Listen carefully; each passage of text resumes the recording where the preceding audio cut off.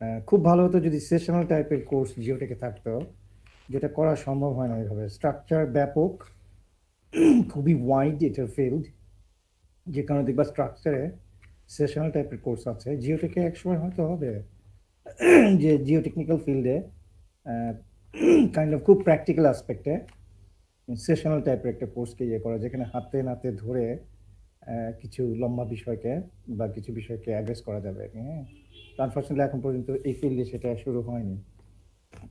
তোমরা বুঝতে পারবে আমি ক্লাসে যখন অনেক ব্যাপকভাবে এলাবোরেট করবো জিনিসগুলোকে, যেগুলো সরাসরি বইয়ে করা সম্ভব হয় না। হ্যাঁ, কয়েকটা পয়েন্টকে আমি একটু এটা অবশ্য মাঝামাঝি বা শেষের দিকে করলে ভালো হয়।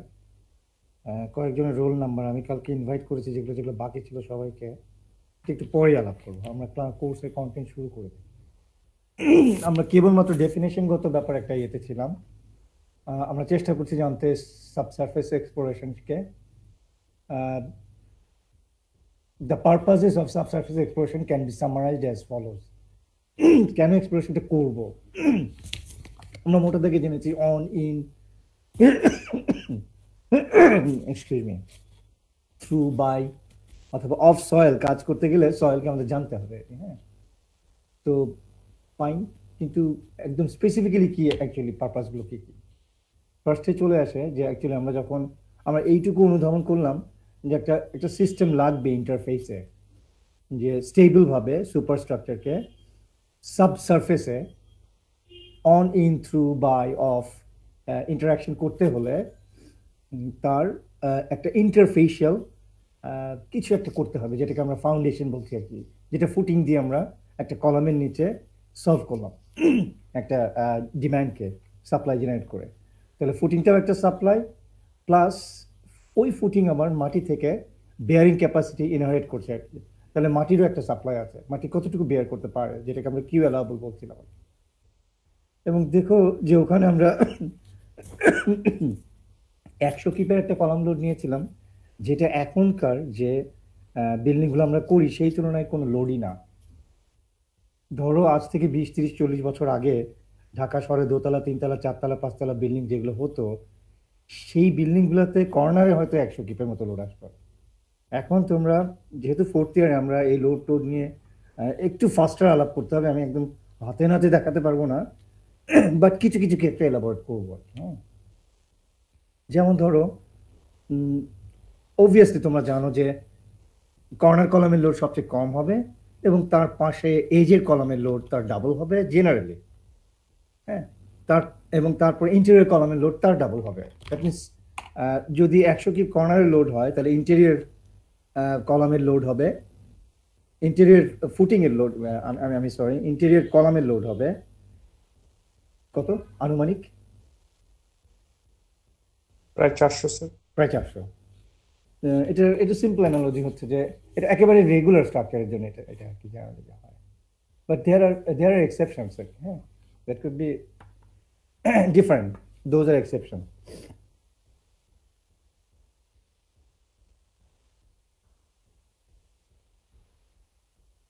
খুবই রেগুলার স্ট্রাকচারের জন্য আমার হাতে একটু ব্যথা করতে, যাই হোক আমি একটু স্লো ইয়ে করবো, হাতে অসুবিধা নেই। এত রেগুলার বিল্ডিং থাকে না কিন্তু, বাট ইরেগুলার থাকলেও আবার সেটা যে একেবারে অনেক ইরেটিসিজম থাকে তা না কিন্তু। আর সামহাউ একটা বিল্ডিং আছে না, আমি খুব ইজি স্প্যান চিন্তা করি, এদিকে 20 ফিট, ওইদিকে 20 ফিট। আমাদের অ্যান্সার যে করলো আমার খেয়াল নেই, ফারাজ না বা জি এনিবডি, স্যার। হ্যাঁ, যেই করে থাকো, আমরা সবার জন্য জিনিসটাকে ডিসাইফার করছি। সে এই কলামের লোড আমরা যদি এখন ক্যালকুলেট করতে যাই, সে তোমরা বলো কয়তলা building, number of story? G now plus five sir. Convention now, ছয়তলা, G+5, G+5। which is G+5, ছয়তলা, 6 স্টোরি। এই লোডটা ভ্যারি করবে আবার অনেক কিছুর উপরে। এটা কি রেসিডেন্সিয়াল, এটা কি কমার্শিয়াল, এটা কি ইন্ডাস্ট্রিয়াল, এটা কি হসপিটাল, এটা কি স্টোরেজ? তো তার উপরে কিন্তু লোড ভ্যারি করবে। সেই ভ্যারিয়েশনটা আকাশ পাতাল না, আবার 19-20 না, 15-20 হতে পারে। যেমন একটা স্টোরেজ বিল্ডিং এর যে লোড থাকবে, একটা কনভেনশনাল রেসিডেন্সিয়াল বিল্ডিং এর লোড অনেক কম থাকবে আর কি। ভ্যারিয়েশনটা আকাশ পাতাল না হলেও সিগনিফিকেন্টলি ভ্যারিয়েশন থাকবে আর কি। তো ইটস ইম্পর্টেন্ট যে লোডটা ডিপেন্ড করবে।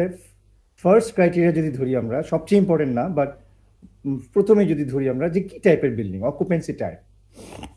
সেকেন্ড ক্রাইটেরিয়া হচ্ছে, তোমরা বলো, যে ওই কলামের লোডটা, কর্নার কলামের লোডটা কত হবে সেটা ডিপেন্ড করবে আর কিসের উপরে। এই যে আমি লিখে রেখেছি নাম্বার অফ স্টোরির উপরে। তাহলে ফার্স্টে হচ্ছে অকুপেন্সি টাইপ, ওটি,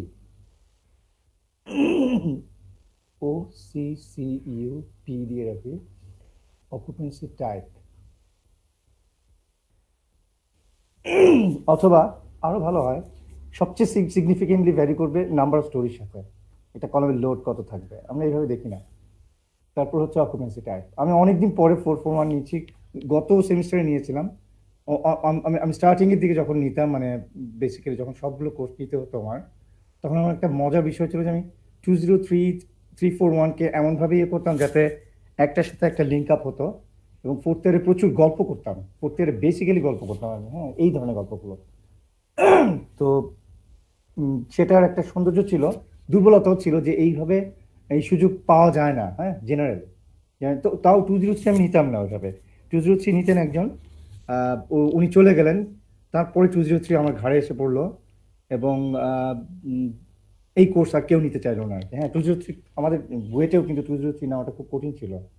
203 কোর্সে অলমোস্ট ঘুমাতাম আমরা, জিওলজি জিওমরফোলজি কোর্সে একটা, হ্যাঁ, ভেরি বোরিং একটা কোর্স ছিল আমাদের। এনিওয়ে, অকুপেন্সি টাইপ আরেকটা ক্রাইটেরিয়া, আমরা এটাকে সেকেন্ড ক্রাইটেরিয়া বলি, ভালো হবে। আমরা আমরা লোড কতটা বাড়তে পারে তার সিগনিফিকেন্সকে এইভাবে এক্সপ্রেস করছি আর কি। যেমন ধরো একতলা একটা বিল্ডিং এর যা লোড হবে 10তলা বিল্ডিং লোড 10 গুণ। সো নাম্বার অফ স্টোরি একটা সিগনিফিকেন্ট ব্যাপার। একতলা বিল্ডিং এ 100 হলে 10তলা বিল্ডিং এ 1000। সো ইটস ভেরি ইম্পর্টেন্ট, মানে এটা সবচেয়ে বেশি গভর্নিং ফ্যাক্টর বলতে পারি আমরা। অকুপেন্সি টাইপ তার উপর ডিপেন্ড করবে। মুরগির খামারে একরকম হবে, হিউম্যান অকুপেন্সি আরেক রকম হবে, স্টোরেজ আরেক রকম হবে। আর কি বলতো?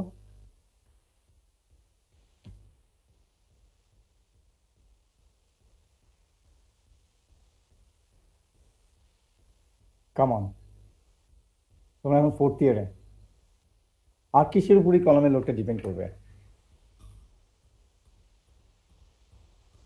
তো নাম্বার অফ পার্সন বা হচ্ছে ডেড লোড, না, ওগুলো তো অকুপেন্সির মধ্যে চলে গেল। স্প্যান স্প্যান কি বললো? রমজান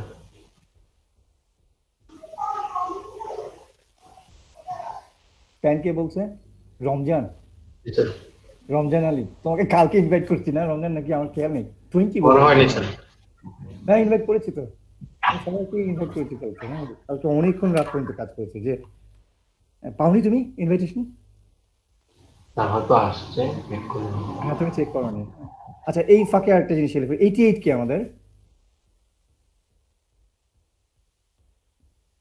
88 যে বি সেকশনের, কিন্তু এখানে সে ভিড়তে চায়। আচ্ছা, এখনো সে আসেনি, যাই হোক, আমি এই এই এই কোয়েরিগুলো একটু পরে করছি আর কি। আচ্ছা রমজান, তাহলে দাঁড়াচ্ছে কি একটা প্ল্যান, দ্যাট মিনস তোমার স্প্যানের উপরে, দ্যাট মিনস ওই বিল্ডিংটার পার্শ্ববর্তী কলাম কত দূরে আছে আর কি। আমরা এক কথায় বলি ক্যাচমেন্ট এরিয়া। অবশ্যই তোমরা এটা পেয়েছো, ক্যাচমেন্ট এরিয়া। জিওমরফোলজিতে তো পেয়েছোই, জিওমরফোলজিতে তো খুব ভালো মতো পেয়েছো ক্যাচমেন্ট এরিয়া, তাই না? Basin, catchment area. এখানে ক্যাচমেন্ট এরিয়া হচ্ছে লোড ক্যাচমেন্ট এরিয়া। এই টার্মটাও তোমাদের পেয়ে যাওয়ার কথা বাই নাও, পেয়েছো না? মানে আরসিসি, তারপরে এই একটা ঝামেলা হচ্ছে। দেখো আমি এটা ওপেন করতে পারছি না। ও যাক, মাশাআল্লাহ আসছে। অলরাইট, তো আরেকটা হচ্ছে লোড ক্যাচমেন্ট এরিয়া, তাই না? লোড ক্যাচমেন্ট এরিয়া, আমি তো মুখে মুখে বলছি, আমি অত ডিটেলে লিখছি না। অ্যাকচুয়ালি এগুলো খুব বেশি জিওটেকের টিচাররা ইয়ে করবেও না। আমি পুরো জিনিসটাকে খোলাসা করার জন্য এটা করছি, যাতে করে আমাদের ক্লিয়ার একটা পিকচার থাকে আর কি। হ্যাঁ, মানে স্ট্রাকচার জিওটেককে একসাথে করে ইউটিলাইজ করা। কারণ আমাদের দেশে যেটা হয়, জিওটেকনিক্যাল ইঞ্জিনিয়াররা স্ট্রাকচারাল ইঞ্জিনিয়ারের সাথে খুব বেশি কমিউনিকেট করতে চায় না, যে সিটি কর্পোরেশন এবং ইয়ের মতো আর কি, ওয়াসার মতো আর কি। যে ওয়াসা কেটে গেছে তো সিটি কর্পোরেশনের দোষ, সিটি কর্পোরেশন করে গেছে তো ওয়াসার দোষ। তো বিষয়টা আসলে প্রজেক্টের ক্ষেত্রে সবচেয়ে বেস্ট ইয়ে হচ্ছে যে ফাউন্ডেশন ইঞ্জিনিয়ার, এই ফাউন্ডেশন ইঞ্জিনিয়ার খুব গ্যাড়াকলে থাকে আর কি, সে আসলে কোন গ্রুপে বলাটা মুশকিল। আমরা কাজ করছি এখন ফাউন্ডেশন ইঞ্জিনিয়ারিং এর, তো সে থাকে ইন্টারফেসে, সে তার উপরে থাকে সুপারস্ট্রাকচার, তার নিচে থাকে সাবসারফেস, তাই না, ইন্টারফেসে। তো ফাউন্ডেশন ইঞ্জিনিয়ার পৃথিবীতে কোনো কোনো দেশে স্ট্রাকচারাল ইঞ্জিনিয়াররা হতে পারে, আবার কোনো কোনো দেশে জিওটেকনিক ইঞ্জিনিয়ার হতে পারে, বোথ হতে পারে। একজন structural engineer could be good foundation engineer, একজন geotechnical engineer could be good foundation engineer. আমাদের দেশে স্ট্রাকচাররা বেশি, স্ট্রাকচার গাই যারা, তারা বেশি কন্ট্রোল করে এটাকে। উন্নত বিশ্বে এটা ঠিক কন্ট্রোল করে না, এটা তারা টিম ওয়ার্ক হিসেবে কাজ করে আর কি। আমি সেই টিম ওয়ার্কের কিছুটা জিনিস করার চেষ্টা করছি। এই এলিমেন্টগুলো টোটালি স্ট্রাকচারে, চোখ বন্ধ করে আমাকে লোড দেবেন, আমি জিওটেকের অ্যানালাইসিস করবো, আমি এটা করতে চাচ্ছি না আর কি। মানে এটার একটা ব্রিজিং থাকবে। Of course geotechnical engineer is not expert in structure, of course structure engineer is not expert in geotechnical aspects, but there should be bridging. মানে একজন আরেকজনের কিছুই জানবে না, এটা হতে পারে না আর কি। একটা পর্যায় পর্যন্ত তাদের ওভারল্যাপিং থাকবে, দেন ডিজাইন হবে, then the production will be better আর কি। সো লোড ক্যাচমেন্ট এরিয়ার উপর ডিপেন্ড করবে। তোমরা এখন বাইনাও বুঝে যাচ্ছ যে আমার এই স্প্যান যদি 20 ফিট বাই 20 ফিট হয়, দ্যাট মিনস তার উপরও ডিপেন্ড করবে আসলে এটা কোথায় আছে, কলমটা কি কর্নারে, তাহলে তার ক্যাচমেন্ট এরিয়া যতটুকু হবে। কলমটা যদি আমার এই যে হয়, তাহলে তার ক্যাচমেন্ট এরিয়া হবে আর একটু বড়, ডাবল। আর যদি একেবারে ইন্টেরিয়ারে হয়, তাহলে তার ক্যাচমেন্ট এরিয়া হবে কোয়াড্রুপল, 4 গুণ এটাই।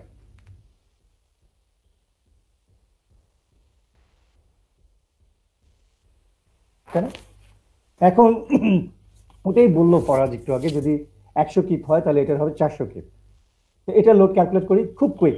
একটা বিল্ডিং এ কত লোড আসতে পারে জেনারেলি স্পিকিং পার স্কোয়ার ফিটে, সবকিছু মিলে মোটা দাগে বলছি, gravity load, not wind load, not seismic load. না, আমি ওই ডিটেলে যাব না, খুব তাড়াতাড়ি একটা নাম্বার পিক করব। একেবারে ডেড লোড, লাইভ লোড, স্ল্যাবের ওয়েট সবকিছু মিলিয়ে রাফলি একটা ক্যালকুলেট করা যায়। সেটা একটা ক্লাসই হতে পারে, বাট আমার পক্ষে যাওয়া সম্ভব না ওখানে। আমরা রাফলি যদি এস্টিমেট করতে চাই, 200 পাউন্ড পার স্কোয়ার ফিট খুবই লো লেভেলে, 250 পাউন্ড পার স্কোয়ার ফিট মোটামুটি, 300 square feet very logical, 350 pound per square feet একটু একটু একটু একটু মানে লোডেড অবস্থা যাচ্ছে, 400 pound per square feet maybe সেখানে স্টোরেজ এই টাইপের কিছু আছে, একেবারে ফুললি সাইলো বা ওই ধরনের স্টোরেজ না আছে। তো আমরা মোটা দাগে কত 300 ধরি, তাহলে আমার ডাব্লিউ লোড যেটা ক্যাচমেন্ট এরিয়াতে আসতেছে সেটা আমরা ধরলাম 300 PSF না, which is 0.3 KSF।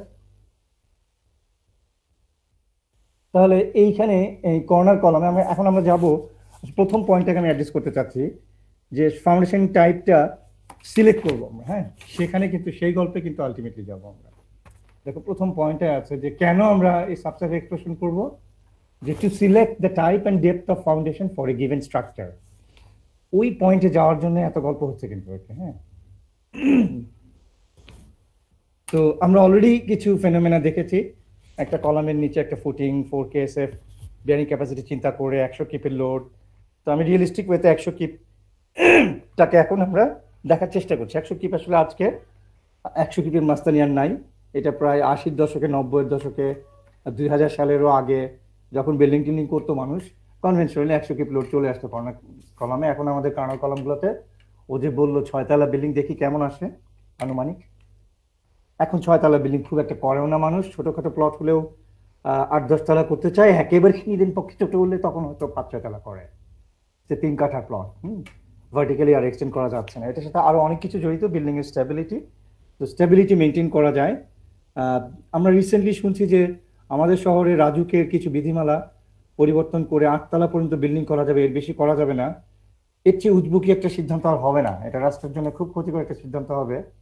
some kind of urban planner he is proposing অথবা they are proposing, there would be a আত্মঘাতী সিদ্ধান্ত হবে, এটা কিলার সিদ্ধান্ত হবে। হ্যাঁ, একটা বিল্ডিং স্টেবল ভাবে 80 তলা করা যাবে না, 70 তলা করা যাবে না, 50 তলা করা যাবে। Actually structure geotech person they can decide করা যাবে কিনা। এবং pile is a foundation system অথবা ডিপ ফাউন্ডেশন সিস্টেম পাইলের মাধ্যমে করা যায়, যেখানে actually almost unlimited, not unlimited, অনেক স্কোপ থাকে এই ভার্টিক্যাল এক্সটেনশনে যাওয়ার। তারা দেখবেন আসলে স্টেবল হবে কি না হবে।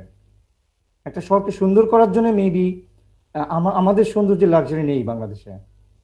আমাদের দেশে necessity is the major issue. Huge population, এটা অস্ট্রিয়া না, এটা পোল্যান্ড না, যেখানে আমরা ট্রি লাইন পর্যন্ত বিল্ডিং করব। তারা ধরো সেই সেই সেই এরিয়ার যে ভেজিটেশন টাইপ থাকে, প্যাটার্ন থাকে, তার চেয়ে উঁচু করে না বিল্ডিং। আমরা ওই লাক্সারিতে যেতেই পারবো না, আমাদের ওই ওরকম জায়গা নেই, স্পেশালি ঢাকা শহরে। আমরা উজবুকের মতো বাংলাদেশের সমস্ত কিছু নিয়ে এসেছি ঢাকার মধ্যে। তো পলিটিক্যালি সিদ্ধান্ত নিতে হবে ডিসেন্ট্রালাইজেশন, ঢাকাকে ভেঙে ফেলতে হবে, স্প্রেড করতে হবে, কর্মকাণ্ড ব্যাপকভাবে অন্যান্য শহরে নিতে হবে। আদারওয়াইজ এটা চলতেই থাকবে। আচ্ছা ঠিক আছে, এটা আমি কালকেই করতে পারবো না, তাহলে এখনকার বাস্তবতাতে ঢাকাতে ভার্টিক্যালি অথবা হরিজন্টালি এক্সটেনশনে যেতে হয়। হরিজন্টাল এক্সটেনশনে যাওয়ার কোনো উপায় নেই, আমাদের জায়গা নেই। So we have to go vertical extension. 8 তলা বিল্ডিং এ যদি রেস্ট্রিকশন করে দেয় এখন Raju, that would be devastating একটা সিদ্ধান্ত আর কি। আবার কদিন পরে এটা চেঞ্জ করতে হবে আর কি। স্ট্রাকচারগুলো নাকি সেফ হবে না। তো সেফটি দেখার বিষয় কিন্তু আরবান প্ল্যানারের না। আরবান প্ল্যানারের বিষয় হচ্ছে ওই হোটেল টোটাল ইকোসিস্টেমটাকে কিভাবে ম্যানেজ করা যায়, সেই পার্সপেক্টিভগুলো বেশি তার নলেজে আসবে। স্ট্যাবিলিটি সেফটির ব্যাপারগুলো স্ট্রাকচারাল এবং জিও টেকনিক্যাল, আমি বলবো মোস্টলি স্ট্রাকচারাল ইঞ্জিনিয়াররা দেখবেন আর কি।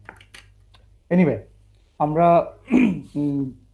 যেটা বলছিলাম যে কর্নার কলামে কত লোড আসতে পারে আমরা জাস্ট একটু এস্টিমেট করে দেখি। তোমরা বাই নাও অনেকেই পারবা এটা, অনেকেই ফোর্থ ইয়ারে আসার সময় চিন্তা ভাবনা করো কিভাবে লোডগুলো কাজ করে। তাহলে এখানে ক্যাচমেন্ট এরিয়া যারা এখানে খাটখাট করে হয়তো কোরিলেট করতে পারছো না, তারা ভিডিওটা দেখবা আবার। আর অবশ্যই ইম্পর্টেন্ট হবে শেয়ার করা বন্ধুদের সাথে এবং একটু জিনিসগুলো জেনে নেওয়া। একেবারেই খুব স্বচ্ছন্দভাবে না পারলেও জিনিসটার অনুধাবনটা করবা এবং অ্যাটলিস্ট একটা বিল্ডিং এ ডিজাইন যেন করতে পারো অ্যাজ এ সিভিল ইঞ্জিনিয়ার, যেই সাবজেক্টেই পড়ো না কেন তুমি, অথবা যেই ফিল্ডেই কাজ করো না কেন, either transportation or water what ever, যে কোনোখানে বেসিক স্ট্রাকচারের একটা বিল্ডিং ডিজাইন করা, এইটা তোমার মানে জানলে ভালো হবে। এটা কাজে লাগবে, এর সেন্স অফ এগুলো কাজে লাগবে বিভিন্ন সময়। অ্যাকচুয়ালি অন্য ফিল্ডে কাজ করতে গেলেও স্ট্রাকচারের অনেক কাজ করতে হয় অনেক সময় ওভারল্যাপিং ভাবে, অথবা এই ফান্ডামেন্টাল নলেজটা আমাদের ওভারল্যাপিং নলেজ হিসাবে হেল্প করে। আমরা বলছি যে ইন্ডিপেন্ডেন্টলি কোনো প্রজেক্ট হয় না আসলে, ইট has to B always team work. তাহলে সেই হিসাবে আমার এই কর্নার কলামে এদিকে 10 ফিট এদিকে 10 ফিট, তাহলে 100 স্কোয়ার ফিটের একটা ক্যাচমেন্ট এরিয়া, এবং সেখানে একটা ফ্লোর থেকে আমার লোড আসবে প্রতি স্কোয়ার ফিটে যদি 0.3 কিপ করে আসে, 100 স্কোয়ার ফিটে কত আসবে? 30 কিপ না? জি স্যার। জি স্যার। আচ্ছা, তাহলে 6 তলা, তাই না? তাহলে একটা ফ্লোরে আমার আসতেছে 30 কিপ। তাহলে 6 তলার জন্য আমার এই কর্নার কলামে পি ম্যাক্স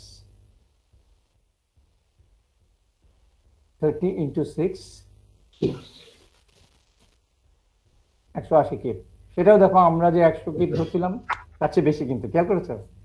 সো লোড কিন্তু আসলে বেশি আসবে। তো আমরা দেখি, তাহলে এই কলামটাতে হবে 720 কিপ পি ম্যাক্স। এই কলামের নাম যদি আমি এ দেই, তাহলে এ তে ছিল আমাদের এত, আর এই কলামের নাম যদি আমি সে বি দেই, তাহলে পি ম্যাক্স বিতে হচ্ছে 180 ইন্টু 4। খুব মোটা দাগে করছি। এর ক্যাচমেন্ট এরিয়া এক্স্যাক্টলি 4 গুণ না হয়ে একটু হেরফের হতে পারে, তোমরা এগুলো পরে আস্তে আস্তে শিখবে। আমি খুবই সরলীকরণ করে করছি। 720 কিপ। খেয়াল করো, এই 720 কিপ লোডটা যখন আসবে, আর এই মাটির বিয়ারিং ক্যাপাসিটি ভালো, আমরা বলেছি মোটামুটি ভাবে যে ধরে নিচ্ছি সেই 4 কেসের না, আর এইটা হচ্ছে আমার 720 কিপ। তাহলে আমার প্রেশার যেন অলওয়েজ কিউ অ্যালাউবলের কাছাকাছি থাকে, সেই ফান্ডামেন্টাল ক্লাসিক্যাল যে অ্যাপ্রোচ স্টেবিলিটির পয়েন্টটা, এটা আমরা জেনে এসেছি, অনেক গল্প করেছি এগুলো নিয়ে। তাহলে অ্যাপ্লাইড প্রেশার যেন তার বেশি না হয়, which is applied pressure হচ্ছে P divided by area of foundation equals to 4 KSF. P max টা হচ্ছে আমাদের 720। তাহলে area of foundation কত? 180 না? জি স্যার। তাহলে 10 ফিট বাই 18 ফিট, অথবা যদি স্কোয়ার ফুটিং দিই কত হবে? B equals to L equals to B হচ্ছে ব্রেথ, এল হচ্ছে লেন্থ ফুটিং এর, রুট ওভার 180 কত আসে? So 13.42 13.42, একটু মোটা রাখি করি, 13.5 ফিট বাই 13.5 ফিট কভার হয়ে যাবে কিন্তু, কারণ স্প্যান আছে 20 ফিট। আমি 13.5 ফিটের জন্য এদিকে ধরলাম 7-এর মতো যাবো, এদিকে 7-এর মতো যাব, ঠিক আছে। আবার এই কলামে যে ফুটিং হবে সেটারও জায়গা হয়ে যায়, মোটামুটি হয়ে যায়, ওভারল্যাপ করে না। এখন চলে আসি বাস্তবতায়, যে আমাদের 6 তলা বিল্ডিংও কিন্তু এখন অনেক কমে যাচ্ছে আর কি। সো কনভেনশনালি 8-10 তলা এমনিই হচ্ছে। তো আমরা একটা 20 তলা বিল্ডিং চিন্তা করি, 20 স্টোরি, কোশ্চেন মার্ক দিয়ে রাখি।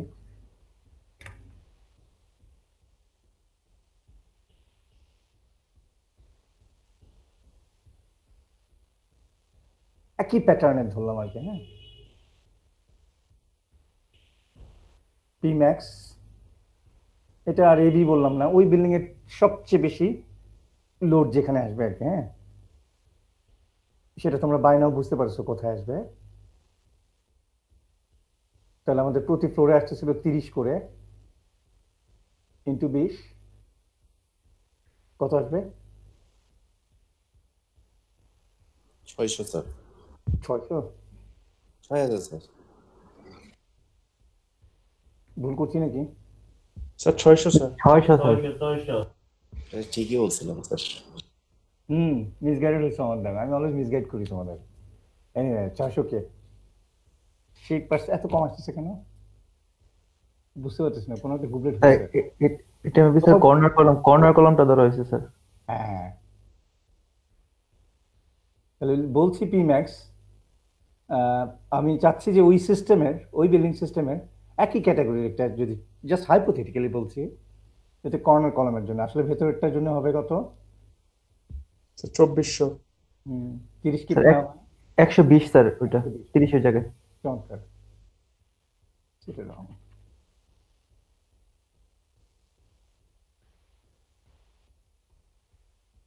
এখন আমার এরিয়া ফাউন্ডেশন কত হবে? 2400 divided by area foundation equals to 4 KSF. ভালো বিয়ারিং ক্যাপাসিটি, ঢাকা শহরের মাটি। এরিয়া ফাউন্ডেশন কত? ইকুয়ালস টু 600 ফিট স্কয়ার নাকি?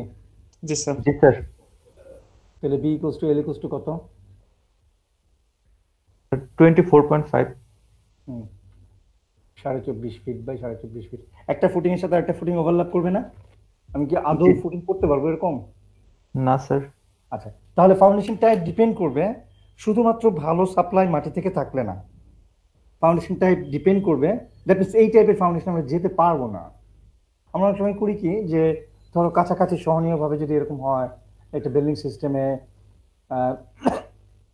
যে ফুটিংগুলো অলমোস্ট কাছাকাছি চলে যাচ্ছে, তখন আমরা ম্যাট করে ফেলি, যেটা আরেকটা টাইপের ফাউন্ডেশন। তাহলে আমরা একটা ফাউন্ডেশন জানলাম যে ফুটিং, আরেকটা টাইপের ফাউন্ডেশন হতে পারে ম্যাট। ম্যাট হচ্ছে এক ধরনের কম্বাইন্ড সিস্টেম, যে সবগুলোকে একসাথে করে দেয়। কেন করলাম? দেখো আমাদের যেহেতু কাছাকাছি চলে যাচ্ছে, তার চেয়ে ভালো হচ্ছে একসাথে করে দেওয়া। কাছাকাছি গেলে স্ট্রেস ওভারল্যাপ করে, আমি স্ট্রেস ওভারল্যাপ জিনিসটা একটু দেখাই। এগুলো 3-4 করে ফেলার কথা তোমাদের। স্ট্রেস বাল্বের কথা মনে আছে? বুসিনেস্ক, ওয়েস্টারগার্ড, উইঙ্কলার, বিভিন্ন সিস্টেম আছে। বুসিনেস্কের নাম পেয়েছো তোমরা 3-4 স্ট্রেস বাল্ব জেনারেট করে এখানে, তাই না? এবং তার একটা এক্সটেন্ট আছে। আমরা যখন ফুটিং এ স্ট্রেস দেই, লোড থেকে স্ট্রেস যায়, প্রেশার যদি দেই, বিয়ারিং প্রেশার, সয়েলের মধ্যে স্ট্রেস যায়, সেটা আনলিমিটেডলি নিচে যায় না। যদি আনলিমিটেড যে যেও থাকে, সিগনিফিক্যান্ট জোনটা আমরা নেই একটা নির্দিষ্ট ডেপথ পর্যন্ত, এর চেয়ে বেশি খুব বেশি সিগনিফাই করে না আমাদের। থিওরিটিক্যালি কিন্তু এটা পৃথিবীর কেন্দ্রেও যায়, আমরা একটু আলাপ করছি। তো এই ডিস্ট্রিবিউশনটা তো আমি শিওর তুমি এগুলো করেছো। আমি কোয়েশ্চেন তো আমি মডারেট করেছি, তো জেনারেলি স্যার আমি মিলে করি কোয়েশ্চেন মডারেশন, একজন করলে কোয়েশ্চেন আরেকজন মডারেট করে, তার সাবজেক্টের কোয়েশ্চেনগুলো মডারেট করি আমি, আমারগুলো করে সে। তো 3-4 এই যে 2:1 মেথড মনে আছে একটু একটু, 2 ভার্টিক্যাল 1 হরাইজন্টাল। জি স্যার। ইঞ্জিনিয়ার এই মেথডগুলো ফলো করতে চায়, খুব ইজি। সারা আরো ডিটেল শিখিয়েছে তোমাদের বুসিনেস ইকুয়েশন, যেটা স্ট্রেস ভালভের সেখান থেকে আসে, কিন্তু এটা একটা সিম্পলিস্টিক অ্যাপ্রোচ করে ফেলেছে ইঞ্জিনিয়াররা, যেটা ওখান থেকে এসেছে আর কি। যে এই লোডটা মাটিতে এইভাবে ছড়িয়ে পড়ে। আহ, আমি তোমাদের কাছে কোশ্চেন রাখবো, ছড়িয়ে পড়ে কেন, আহ, মাটিতে কেন এটা হয়, সেডিমেন্টের মধ্যে কেন এটা হয়, একটা বিমে কেন এটা হয় না, আমরা পরে আসছি একটু পরে। যে ওয়াই মাটির ক্ষেত্রে, পেভমেন্টের ক্ষেত্রে অথবা সেডিমেন্টের উপরে যখন আমরা হুইল লোড দিচ্ছি অথবা কলাম থেকে লোড দিচ্ছি, লোড থেকে আলটিমেটলি প্রেশার জেনারেট করছে, প্রেশার থেকে আলটিমেটলি ইন্টারনালি সয়েলের মধ্যে স্ট্রেস জেনারেট করছে। Very important to understand pressure and stress. এটা আহামরি আলাদা কিছু না, but we can understand the scenario what is going on. যখনই প্রেশার বলছি, ভিন্ন টাইপের একটা ম্যাটেরিয়াল থেকে ভিন্ন টাইপের একটা ম্যাটেরিয়ালের উপরে পার ইউনিট এরিয়াতে লোড আসতেছে। হ্যাঁ, আবার স্ট্রেসও হচ্ছে পার ইউনিট এরিয়াতে লোড, কিন্তু ইন্টারনালি নিজের মধ্যে একই ধরনের ম্যাটেরিয়াল হোমোজিনিয়াসলি ভাবে একটা আরেকটাকে যে পার ইউনিট এরিয়াতে ফোর্স দিচ্ছে, অথবা আমরা বলতে পারি ফোর্সের রেটকে বলতে পারি, অথবা ইন্টেন্সিটি অফ ফোর্সকে আমরা বলতে পারি স্ট্রেস অথবা প্রেশার। ইন্টেন্সিটি অফ ফোর্স যদি ইন্টারফেসে কাজ করে, ভিন্ন ম্যাটেরিয়ালের ইন্টারফেসে কাজ করে, আমরা তাকে বলি প্রেশার। তোমরা শিওর জানো, 107 থেকে আমি তোমাদের এই জিনিসগুলো গল্প করি জেনারেলি। আর যদি ইন্টেন্সিটি অফ ফোর্সটা কনসিডার করি আমরা ইন্টারনালি, বালু টু বালু, মাটি টু মাটি, কংক্রিট টু কংক্রিট নিজের মধ্যে, তাহলে একটা ক্রস সেকশনে, একটা কলামের ক্রস সেকশনে, একটা মাটির ক্রস সেকশনে, তখন আমরা তাকে বলি স্ট্রেস। এবং এটাকে সাধারণত সবাই রেজিস্টিং একটা প্রেশার বলে, এইভাবে অ্যাপ্লাই করে, বাট দ্যাট ইজ বুকিশ। আমি বলবো যে that is quite okay, but this could be a very very unique definition. হ্যাঁ, যে ইন্টারফেসে একটা, আর একটা হচ্ছে ইন্টারনালি নিজের হোমোজিনিটির মধ্যে আর কি, নিজের ম্যাটেরিয়ালের মধ্যে আর কি। এখন এই স্ট্রেস ছড়িয়ে যায় একটা বিমে, কেন ছড়ায় না? আমি যখন একটা বিমে ফোর্স দেই, তখন রিজিড বডি মেকানিক্স হিসাবে ট্রান্সলেশনাল ফোর্স এসে বিমটাকে ঠেলে, যদি রেজিস্ট্যান্স না থাকে এখানে, বিমটা যদি কোনো সাপোর্টেড না থাকে, এটাকে ট্রান্সলেশনে নিয়ে যেতে চায়। আর যদি সাপোর্ট সিস্টেম থাকে, তাহলে তখন বেন্ডিং করার চেষ্টা করবে। তো সেই ক্ষেত্রে এরকম বিহেভ করছে ফোর্স দিলে। মাটিতে ফোর্স দিলে ফোর্সটা এইভাবে ডিস্ট্রিবিউশন হয়ে যাচ্ছে। তোমরা চিন্তা করো একটু, আমি অবকাশ দিচ্ছি চিন্তার। আর আপাতত তোমাদের আমি বললে হয়তো রিকল করতে পারবা, ডক্টর সারার সাথে কোর্সগুলোতে তোমরা এগুলো করেছো, যে 2B 3B, বি হচ্ছে এই ফুটিং এর শর্ট ডাইমেনশন। একটা ফুটিং এর ডাইমেনশন দুটো থাকতে পারে, একটা হচ্ছে বি, একটা হচ্ছে এল। যখন ডাইমেনশন দুটো একাকার হয়ে যাবে, একই হয়ে যাবে, আমরা তখন তোকে বলবো স্কোয়ার ফুটিং। যখন ডাইমেনশন দুটো ভিন্ন টাইপের থাকবে, তখন তাকে বলবো আমরা রেক্টেঙ্গুলার ফুটিং, বা এরকম আরো বিভিন্ন অদ্ভুত অদ্ভুত শেপের হতে পারে, ডিপেন্ডিং অন সাইটে তোমার জায়গা কতটুকু আছে, রাখতে পারছো কতটুকু, হ্যাঁ, সেই ধরনের সিচুয়েশনের উপরে। সাইটে তোমাকে ফুটিং করার সময় কিন্তু আমাদের শেপগুলো চেঞ্জ হতে পারে বিভিন্ন। মনে করো এখানে একটা কলাম আছে আর এখানে একটা কলাম আছে, এই কলামের লোড অনেক বেশি, এই কলামের লোড অনেক কম, এই দুটো কলামকে তুমি কম্বাইন করে ফেলতে চাচ্ছ। তো কম্বাইন করতে গেলে তখন তোমরা সিজি কনসেপ্ট পেয়েছো। আমি যদি এইভাবে করি কম্বাইন, তাহলে আমার ফুটিংটা স্টেবল হবে না। আমাকে প্রেশারটাকে এমনভাবে অ্যাডজাস্ট করবো আমি, যেন তার centre of gravity, that means geometric centre of gravity of the footing, যেন লোডের যে রেজাল্টেন্ট যেখানে কাজ করছে, এই লোড যদি বেশি হয়, এটা যদি 200 হয় আর এটা যদি 100 হয়, লোডটা একটু এইদিকে কাজ করবে, রেজাল্টেন্ট লোডটা, তাই না? ফোর্সটা একটু এদিকে কাজ করবে। আমাকে বুদ্ধি করে স্ট্রাকচারাল ইকুইলিব্রিয়াম মেনটেন করার জন্য এই ফাউন্ডেশন সিস্টেমের যে সেন্টার অফ গ্র্যাভিটি আর লোডের যে রেজাল্টেন্ট, তারা যেন কোইনসাইড করে, তাহলে ট্র্যাপিজয়েড ছাড়া আমার কোনো উপায় নেই। এটা এদিকে মোটা করে দিতে হবে একটু। তোমরা কি বুঝতে পারছো? আমি শিওর বুঝতে পারছো। ফোর্থ ইয়ারে এখন তোমরা মোস্ট অফ দ্য কেসে এই জিনিসগুলো বুঝতে পারবে। জি স্যার। এটা সলিউশন বেসিক্যালি, এটা হচ্ছে স্টেবল একটা ফাউন্ডেশন সিস্টেম। এটা আমি দুটো কলামের মধ্যে লোড যদি একই রকম থাকে, তাহলে রেক্টেঙ্গল করে কম্বাইন করে দিলাম, কারণ তার ওভারল্যাপ করছে। মনে করো এইটার যে সাইজ, এটার সাইজ ওভারল্যাপ করে, তখন আমরা কম্বাইন। তাহলে আমরা দেখো গল্পের মাধ্যমে বা এই একটা বিল্ডিং সিস্টেমের এই প্রেক্ষাপটকে দিয়ে আমরা ধাপে ধাপে কিন্তু বিভিন্ন টাইপের ফাউন্ডেশন সম্বন্ধে জানতে পারছি আর কি। সেজন্য আমি বলেছিলাম যে এই চ্যাপ্টারটা এত ইম্পর্টেন্ট, সাবসারফেস এক্সপ্লোরেশন। ইট ইনকর্পোরেটস, বলতে পারো যে most of the part of geotechnical aspects actually.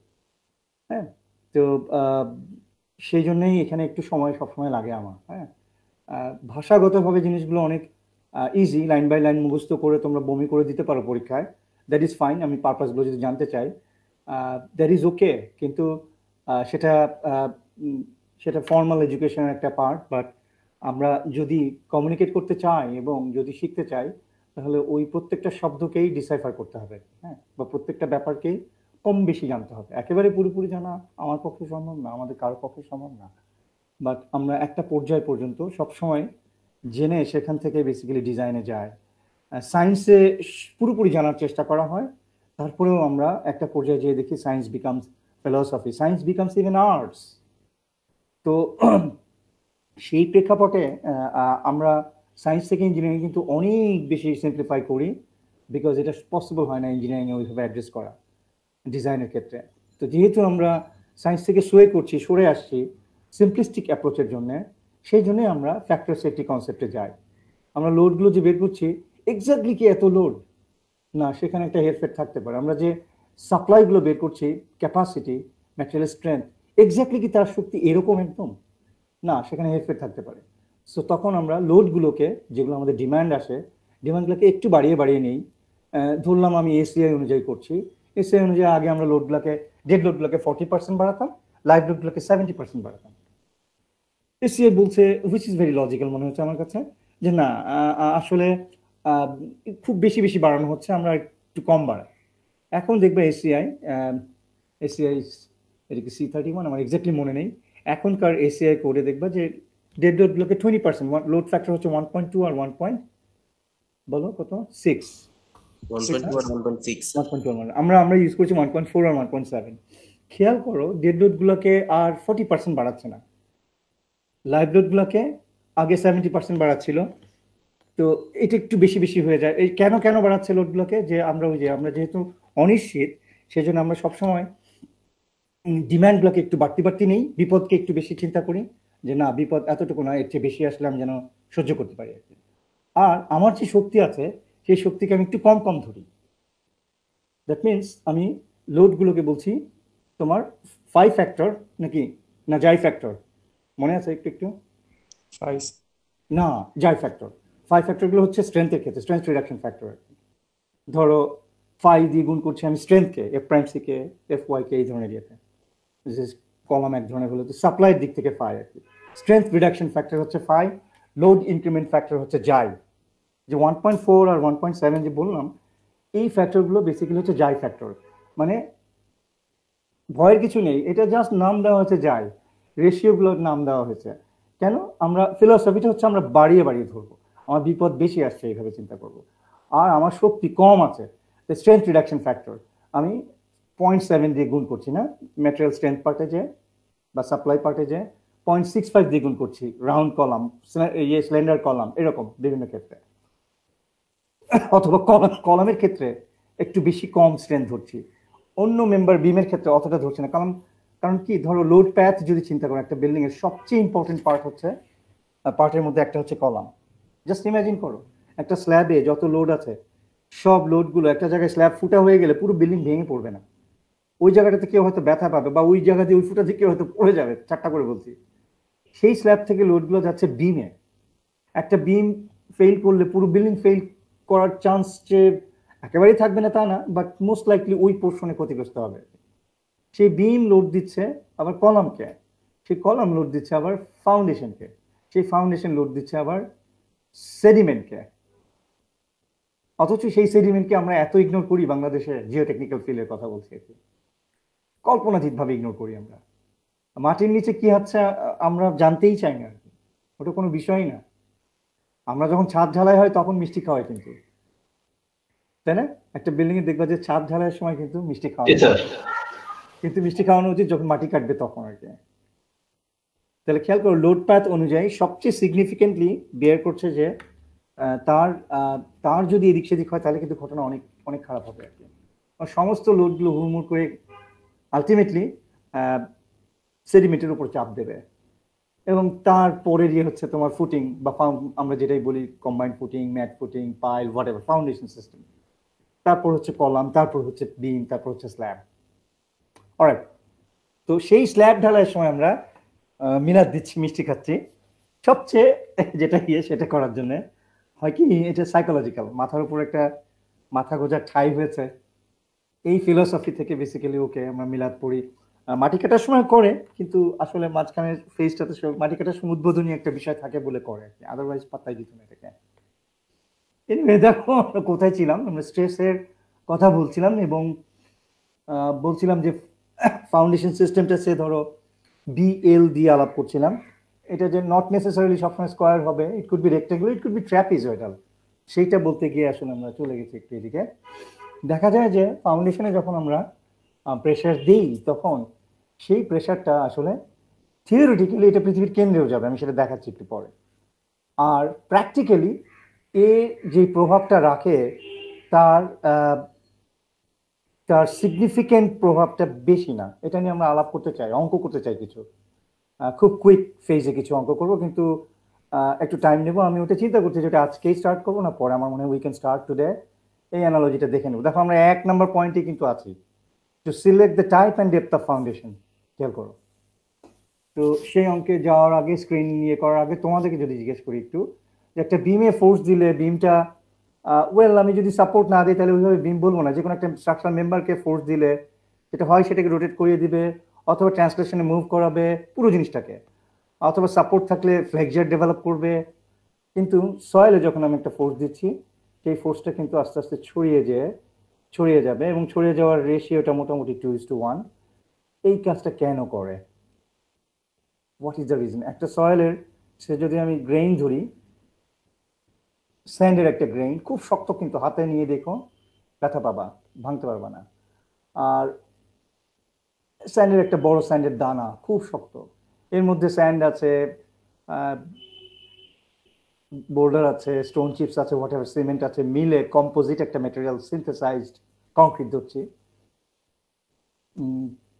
মানে স্ট্রেসের এই ডিস্ট্রিবিউশনের ডিফারেন্সটা কারণ কি? স্যার সয়েল কি তাহলে কোন একটা হোমোজেনাস ম্যাটেরিয়াল?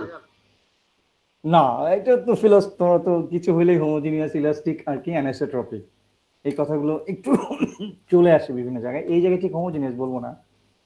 এটা জানতে গেলে 203-তে আমরা শিখেছিলাম যে সেডিমেন্টগুলো হচ্ছে অরিজিনাল রক থেকে ডিসইন্টিগ্রেটেড হয়ে এসছে ফিজিক্যালি অথবা কেমিক্যালি, তাই না? ব্রোকেন ডাউন পিসেস হয়ে এসছে, সেটাকে আবার সিমেন্টিং এজেন্টের মাধ্যমে বোল্ডার না হলে আমরা অ্যাটলিস্ট স্টোন চিপসগুলো যে গ্র্যাভেল সাইজ, কোবল সাইজ, সেগুলোকে একসাথে করে আমরা সিনথেসাইজ কংক্রিট বানাচ্ছি, এটা অলমোস্ট রকের মতো। তো সেখানে হয় কি যে পার্টিকেল টু পার্টিকেল সিমেন্টেশন ইফেক্টের জন্য ধরে রাখে, একটা সিমেন্টিং বন্ডে ধরে রাখে। কিন্তু আমি যখন নেচারে স্যান্ড পাচ্ছি, স্যান্ডের একটা গ্রেইনের ইন্টারনাল যেই পার্টিকেলগুলো সেগুলো ধরে রাখছে, কিন্তু আরেকটা স্যান্ড যখন তা এসে জমলো, আরেকটা স্যান্ড যখন এসে জমলো, পানিতে হোক, বাতাসে হোক, বাইট হয়ে, হ্যাঁ, যখন ল্যান্ড ফর্মেশনটা তৈরি করলো, তখন কি তারা এইভাবে সিমেন্টেড হয়ে আছে? একটা গ্রেইন আর আরেকটা গ্রেইন আছে না স্যার।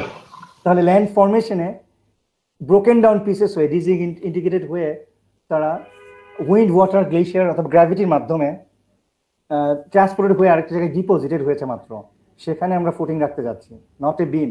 এই বিমে কি হচ্ছে, আমার গ্রেইনগুলো ইন্টিগ্রেটেড, হ্যাঁ, সিমেন্টেশন একটা ইফেক্ট আছে এর মধ্যে, এবং তার ইন্টারনালি ভিতরে কোভ্যালেন্ট বন্ড, আয়নিক বন্ড, এই টাইপের বন্ড কিন্তু ডেভেলপ করছে আর কি। বাট ওভারঅল আমরা যদি মোটা দাগে বলি, এদের মধ্যে সিমেন্টেশন ইফেক্ট আছে, রকের মধ্যেও আছে।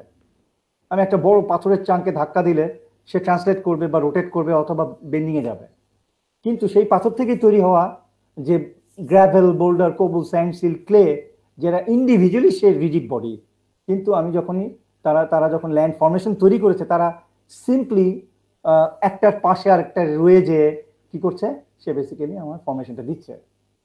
তখন আমি যদি খুব ক্লাসিক্যালি দেখি একটা ইয়েতে,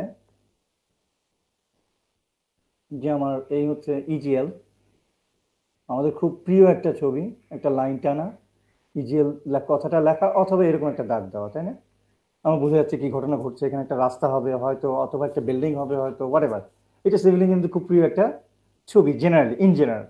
আবার স্ট্রাকচারাল ইঞ্জিনিয়ারের জন্য, জেনারেল সিভিলের জন্য এটা, that means he or she could be any field in the civil engineering জগতে। আবার স্ট্রাকচারাল ডিজাইনার যারা, তারা এই ছবিটা দেখলে খুব খুশি হয়ে যায়, ও আচ্ছা, তাই না, একটা লোড।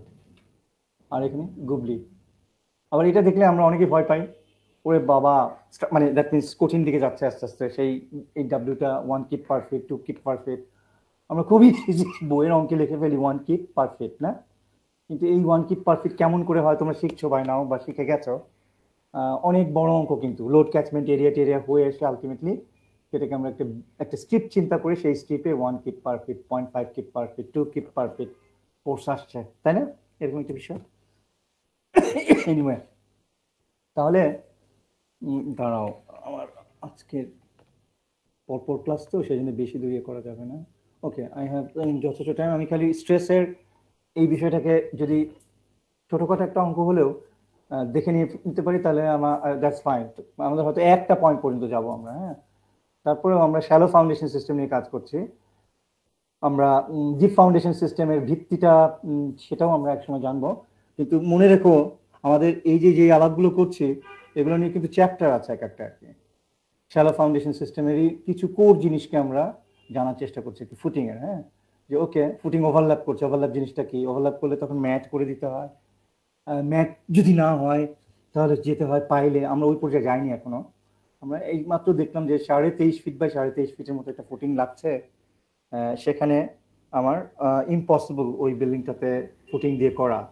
আবার যদি আরেকটু ছোট ছোট সাইজ লাগতো তাহলে অলমোস্ট কাছাকাছি যদি তাদের ইয়ে হতো, তাহলেও আমি স্ট্রেস ওভারল্যাপিং এর জন্য দিতে পারতাম না। সেই স্ট্রেস ওভারল্যাপটা বোঝার জন্য আমরা এখানে আসছি। জাস্ট ইমাজিন করো, আমি খুব মোটা দাগে দেখাচ্ছি যে এগুলো একটা গ্রেইন, হ্যাঁ। দেখবা সয়েলে অলওয়েজ, আমি তোমাদের এই কথাটা বলেছি না ওই সেকশনে বলেছি, মনে করতে পারছি না, ভিডিও দেখা দরকার ছিল। সয়েল কিন্তু ফেইলিউর আমরা সবসময় টাও দিয়ে ইয়ে করি, শেয়ার স্ট্রেস দিয়ে করি। সয়েলে কিন্তু আমরা কখনোই ফ্লেক্সার, বেন্ডিং ওই ধরনের ইস্যুতে যাই না, তার বহু আগেই শেয়ারে সয়েল ফেল করে। আমি বলেছি তোমাদের এটা।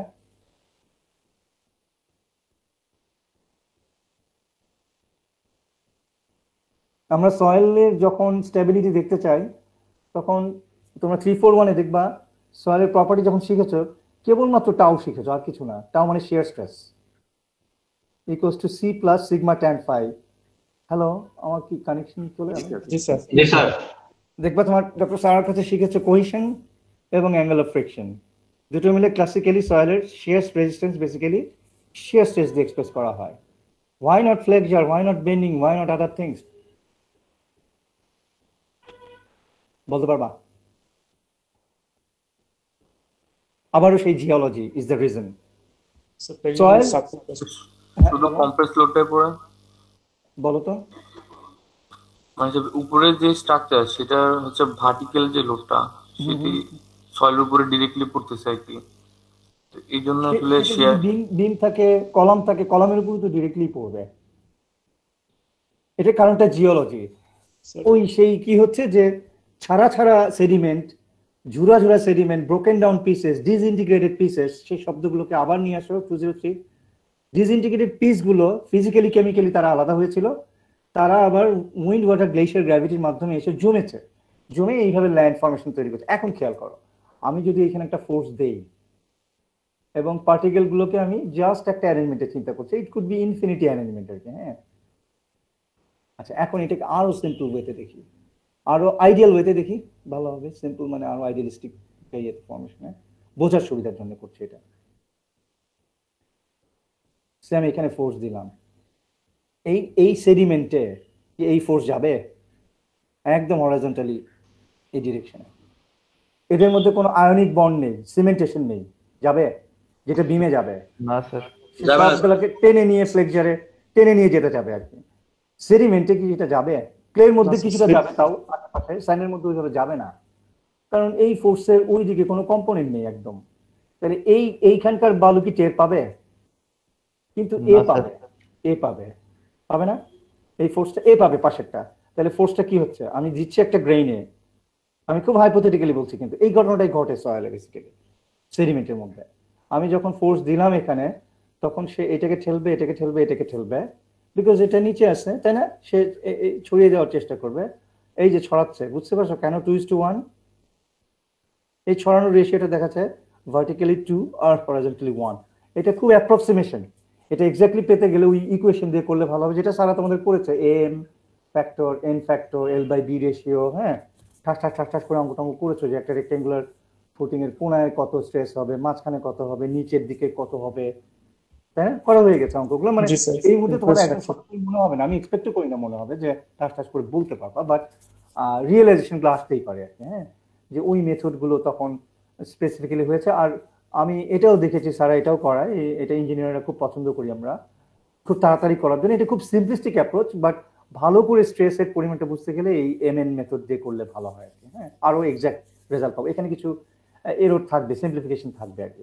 কারণটা হচ্ছে তোমরা বুঝে গেলে এখন যে এইখানকার স্ট্যান্ডার্ড গ্রেন কিন্তু আসলে ওইভাবে টেপ পাবে না, এবং সেটাই ফাউন্ডেশন ইঞ্জিনিয়ারিং এর বিউটি। কিন্তু আমি এখানে এখানে যদি তার স্ট্রেস চিন্তা করি, তাহলে যেই জোনে শেষ ফোর্সটা আসতেছে, এই ফোর্সের কোনো বিনাশ নেই, নতুন করে তৈরি হবে না।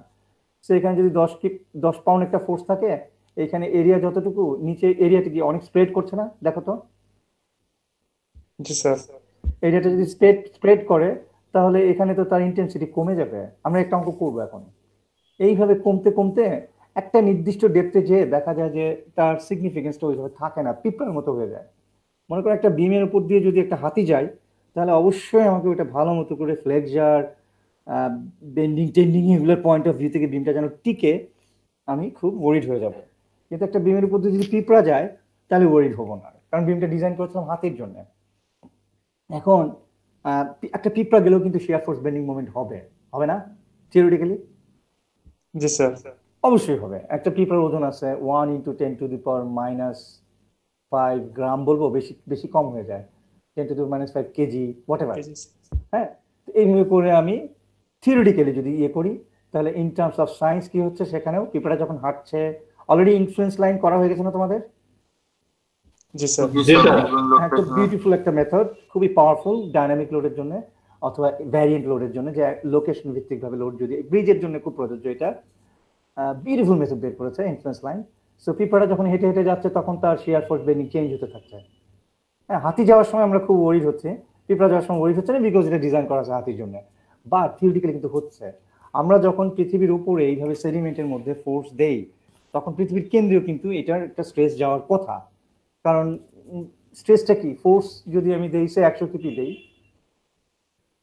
আমার কলামের মধ্যে একটা ফুটিং দিয়েছিলাম 5 ফিট বাই 5 ফিট, তাই না? সেখানে ফুটিং এর নিচে প্রেশার কত? 4 কেএসএফ না আমাদের ওই অঙ্কটা? জি স্যার, ভুল করছি কি? 4 কেএসএফ 5 × 5 = 25, হ্যাঁ ঠিক আছে, এমন ভাবে দিয়েছিলাম যেন 4 কেএসএফ এর বেশি না আসে। এই 4 কেএসএফ ফুটিং এর ইন্টারফেসের স্ট্রেস, পৃথিবীর কেন্দ্রের স্ট্রেস কত হবে? 100 কিপ, ঠাট্টা করে বলছি আর কি, যে আমি চিন্তা করছি যে 500 ফিট নিচে স্ট্রেস কত হবে। আচ্ছা, এই অঙ্কটা পড়েই দেখি আমরা। ধারণাটা পাওয়া গেছে যে কেন ছড়িয়ে যাচ্ছে। আমি ওই জায়গাটাতে আরেকবার একটু ইয়ে করি। সেডিমেন্ট গুলো ছাড়া ছাড়া ভাবে আছে, they are not attached. Sediment নিজের গ্রেইনের মধ্যে তার কোভ্যালেন্সি বন্ডিং আছে, আয়নিক বন্ডিং আছে, হোয়াট এভার, আয়রন টাইপের ম্যাটেরিয়াল হোয়াট এভার। কিন্তু সেডিমেন্ট বলতেই কিন্তু আমাদের ডেফিনেশনগতভাবে disintegrated broken down pieces of matter, basically broken down piece of mother rock, অথবা মাদার রকের পরে সেডিমেন্টারি রক হতে পারে, মেটামরফিক রক, হোয়াট এভার, মানে ফ্রম রিজিড ম্যাটেরিয়াল থেকে। আর একটা বিম, একটা কলাম কিন্তু আর্টিফিশিয়ালি সিনথেসাইজ করে আমরা সিমেন্টেশন জেনারেট করছি তাদের মধ্যে। সো বেসিক্যালি ওইটা ওইভাবে কাজ করবে না। তাহলে ফোর্স দিলে সে যখন এইভাবে ছড়িয়ে যাবে, এবং এই পার্টিকেলটা এই পার্টিকেলের অথবা এই গ্রেনের রেসপেক্টে স্লাইড করতে চাবে না, প্রত্যেকে স্লাইড করতে চাবে না, দেখো তো, রোল ওভার করতে চাবে না। জি স্যার, স্লাইড। তো রোল ওভার করতে চায় যখন, তখন সেটাকে আমরা কি বলি? শিয়ার স্ট্রেস না? জি স্যার, বেসিক্যালি কম্প্রেশনে বা ফ্লেক্সারে যাওয়ার বহু আগেই সয়েল ফেল করবে। তারা করবে কি, একটা গ্রেনের উপর দিয়ে স্লাইড করে চলে যেতে চাবে, উপর দিয়ে, পাশ দিয়ে, কারণ তার মধ্যে ওই ধরনের সিমেন্টেশন নেই গ্রেন টু গ্রেন। তো এই যে রোল ওভার করা, এটা বেসিক্যালি ফ্রিকশন ব্লক দিয়ে আমরা খুব ভালো করে বুঝতে পারি।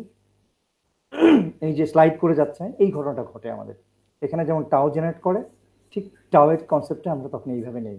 যদি কোহেসিভ সয়েল হয়, তাহলে তার কোহেশন পার্ট থেকে একটা অংশ আসে, আর যদি কোহেশনলেস সয়েল হয়, তাহলে বেসিক্যালি এই পার্ট থেকে পুরো অংশটা আসে আর কি। আমরা এগুলো নিয়ে আরো পরে আরো কথা বলতে পারবো। So that is the reason যে একটা একটা একটা সয়েলের গ্রেইন, শুধু একটা গ্রেইনকে যদি চিন্তা করি, এখানে একটা প্লেট রাখলাম, স্টিলের প্লেট, একটা গ্রেইন রাখলাম, রেখে লোড দিলাম ইউটিএম দিয়ে, না ইউনিভার্সাল টেস্টিং মেশিন দিয়ে, ক্রাশ করবে তখন সেটা। That is a different scenario. But এখানে কিন্তু ক্রাশ করার স্কোপ নেই। আমি যখন ম্যাসিভ আকারে একটা ফুটিং রাখবো, একটা কলাম রাখবো, একটা হুইল লোড দেবো গাড়ির চাকা পেভমেন্টের ক্ষেত্রে, তখন আমার ঘটনা যেটা ঘটবে, এরা স্লাইড করে করে রোল ওভার করে করে যেতে চাবে। দ্যাট ইজ দ্য রিজন বহু আগে সে সে ক্রাশ করার বহু আগে, ফ্লেকচারে যাওয়ার বহু আগে সে শিয়ারে ফেল করবে। দ্যাট ইজ দ্য রিজন সয়েলে আমরা অলওয়েজ শিয়ার দিয়ে সয়েলের স্টেবিলিটিটাকে চেক করিয়ে দিই। সেটা একটা প্রেক্ষাপট আমাদের তৈরি করা থাকলো এখন।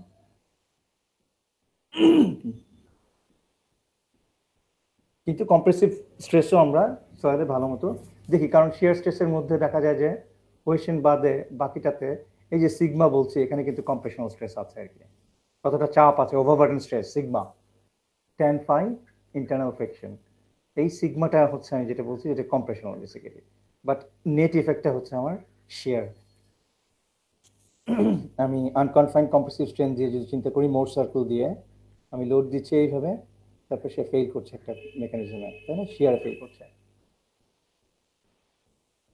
আমার কাছে মনে হয়, আমি ডক্টর আনাম এবং আমি, উনি অ্যাগ্রি করেন না এটা খুব একটা, বাট আমি মোটামুটি আমার যতটুকু ধারণা যে that has to be hypothesized, everything falls in shear ultimately, everything falls in shear. একটা পর্যায়ে যে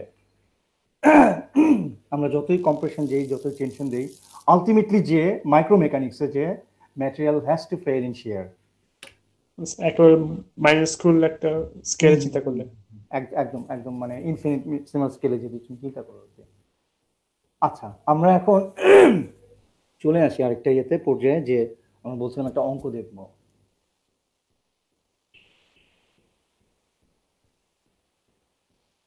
আমাদের যে ক্লাসিক্যালি অথবা আমরা কি বলবো জেনারেলি যে কলামটা নিয়েছিলাম, সেই কলামটা হচ্ছে 100 ফিট। ফুটিংটার সাইজ ছিল আমাদের 5 ফিট বাই 5 ফিট। আমরা এমনভাবে অ্যাডজাস্ট করেছিলাম, এটা কিন্তু আমি খুব সুন্দর আঁকা হয়নি, মাঝখানে হয়নি, এক্সেন্ট্রিক কলাম হয়েছে, বাট আমি মিন করছি আসলে কনসেন্ট্রিক কলাম, মানে ফুটিংয়ের সেন্টার আর কলামের সেন্টার একই জায়গায় আর কি। আমি আঁকাতে দুর্বল আর কি, অত ভালো না। আমি অ্যাটলিস্ট একটা পর্যায় পর্যন্ত নিতে চাই আমি। হ্যাঁ, কোয়াইট ওকে, 10-15 মিনিট হাতে থাকলে চলবে আমার। আচ্ছা, মাঝখানে আমি একটু একটু একটা পয়েন্ট একটু সেরে নিই। হ্যাঁ, যে একটা পয়েন্ট, সেটা হচ্ছে মুসা মন্ডল আছে নাকি? দেখো এই ছেলেগুলো, আর মুসা তো বি সেকশনে বি স্যার। সেকশনে স্যার। সেই জন্য তো বলছি মুসা মন্ডল বি সেকশনে 52 হওয়ার কথা, কিন্তু লাস্ট ক্লাসে সে বলেছিল যে সে এ সেকশনে অ্যাড হতে চায়, হোয়াট এভার ইট ইজ। তোমরা কি জানো ওর ব্যাপারটা? Let him call me. হ্যাঁ, ঠিক আছে। আচ্ছা, হাসানুজ্জামান রাজু, ওর সাথে কালকে রাতে আমার কথা হয়ে গেছে না রাজু? স্যার রাজু বি সেকশনে স্যার। না, রাজু আসছিল স্যার, ওকে আমি স্যার জয়েন করেছিল। হ্যাঁ, রাজু কি আজকে আছে?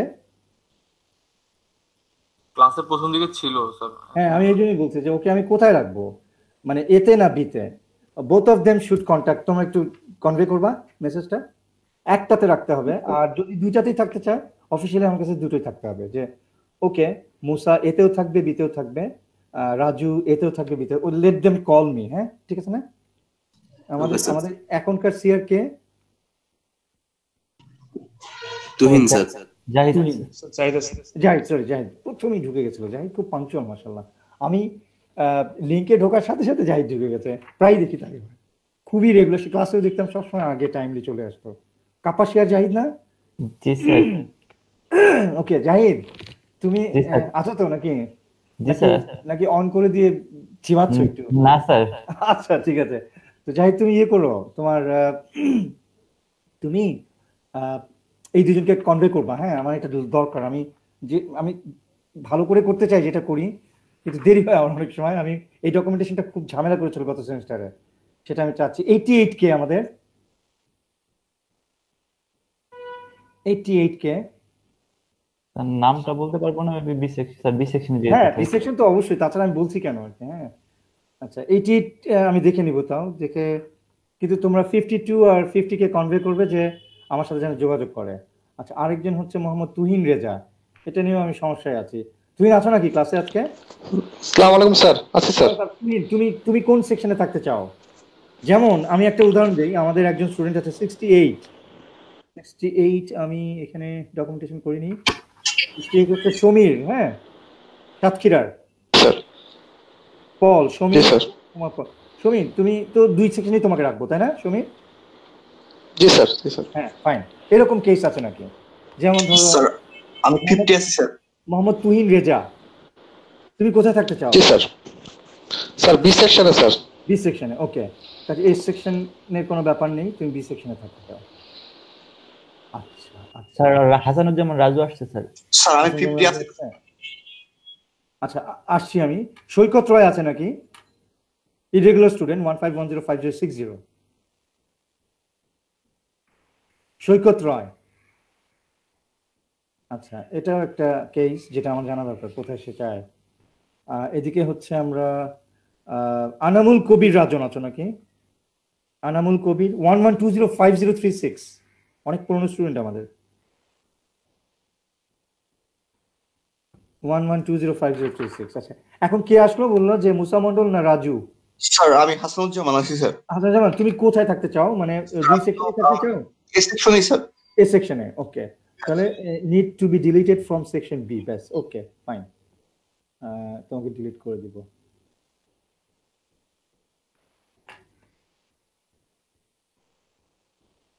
A only.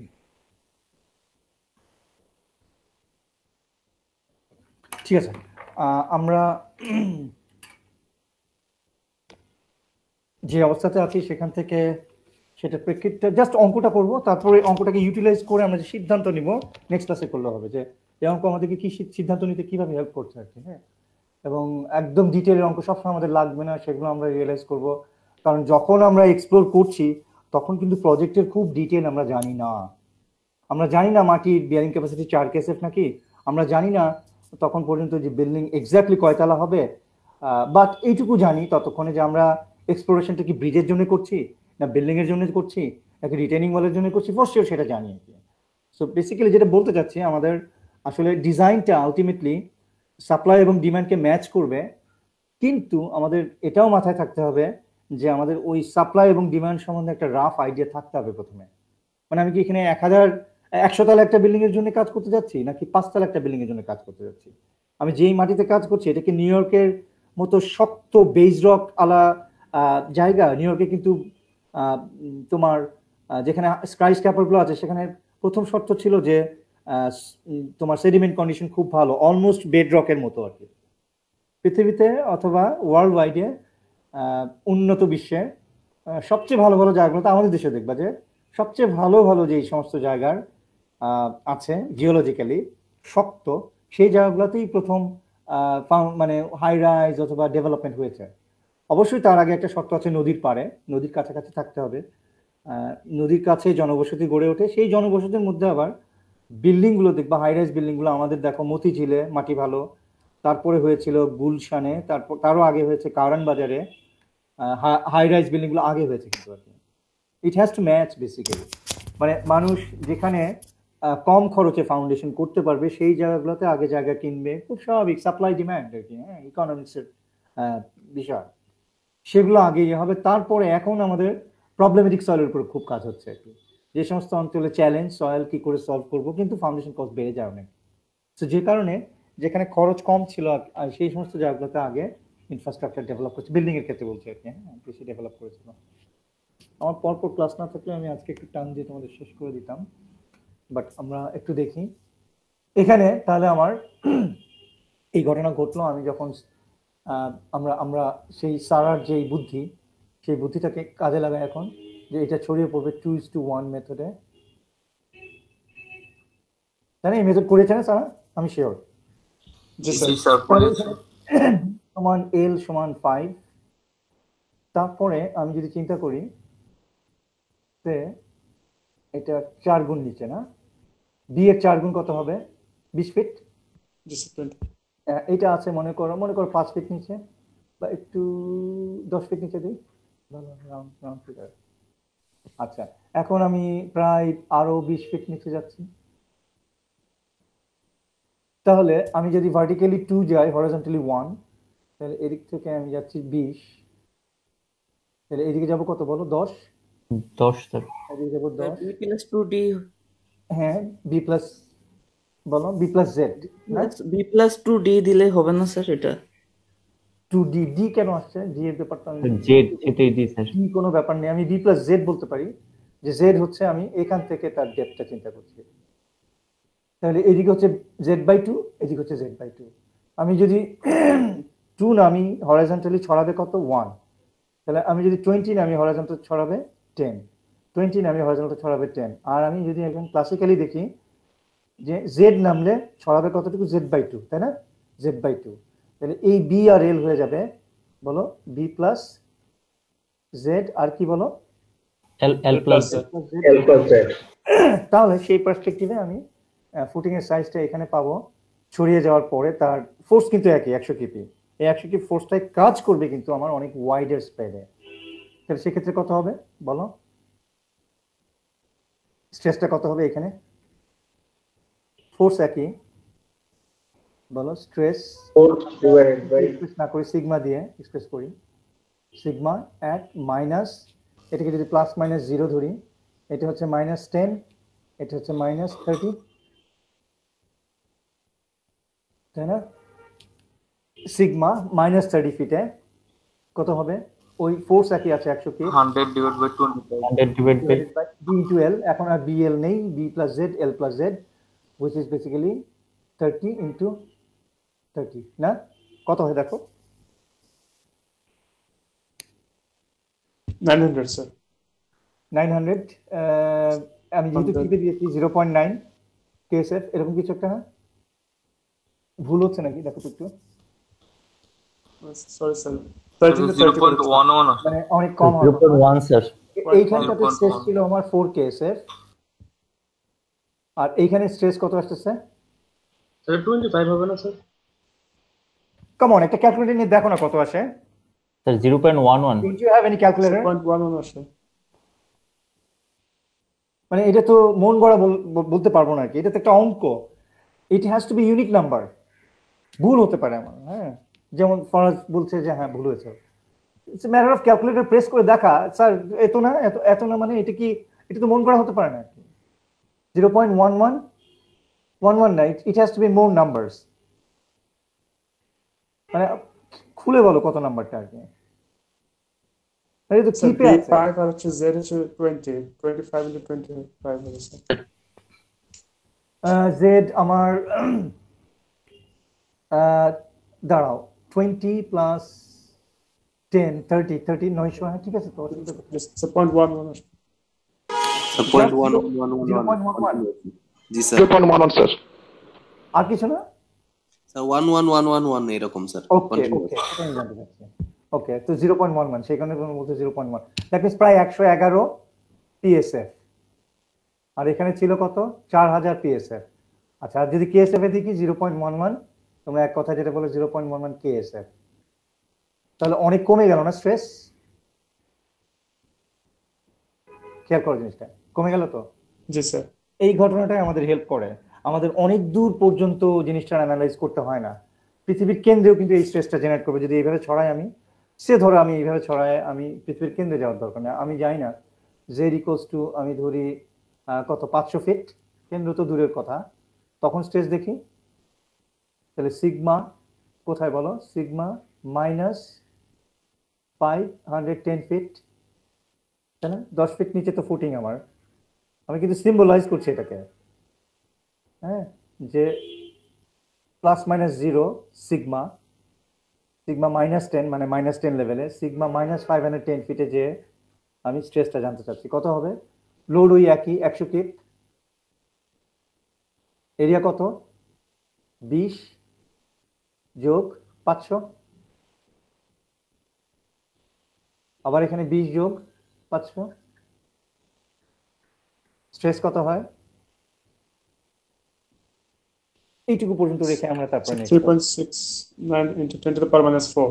হ্যাঁ, 3 পয়েন্ট মানে 0.00 60369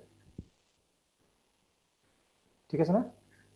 খুব ইনসিগনিফিকেন্ট একটা স্ট্রেস হচ্ছে, বা স্ট্রেসটা হচ্ছে থিওরিটিক্যালি। এইটুকুই থাকুক আজকে। ঠিক আছে।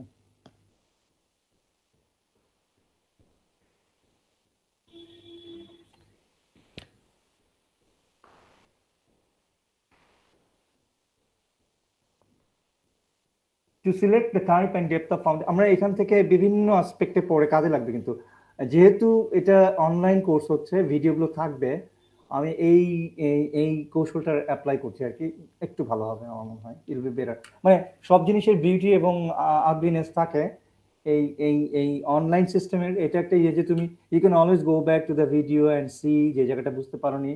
This is the beauty part আমার কাছে মনে হয়। হ্যাঁ, দুর্বলতা আছে, ক্লাসের ইন্টারাকশনের একটা বিশাল মূল্য আছে, সেটা আমি ফিল করি খুবই। তোমাদের ক্ষেত্রে আমি অতটা বলতে পারবো না। আর আরেকটা হচ্ছে যে যেটা গুড পার্ট, সেটা হচ্ছে যে you can always go and review and check back. এতটুকুই থাক আজকে। হ্যাঁ, ঠিক আছে। আমি আরেকটু যেতে পারলে ভালো হতো, বাট ইটস ওকে। আমরা ফাউন্ডেশন সিস্টেমের বেশ কিছু প্রেক্ষাপট জানলাম, যে স্ট্রেস ওভারল্যাপিং হওয়ার পর্যায়ে না যেয়ে জাস্ট তার আগে স্ট্রেস সম্বন্ধে ফাউন্ডেশনের কিছু জিনিস জানলাম, শেয়ার স্ট্রেংথের ব্যাপারটা একটু আলাপ করলাম। আমার মনে হয় এতটুকুই থাক আজকে।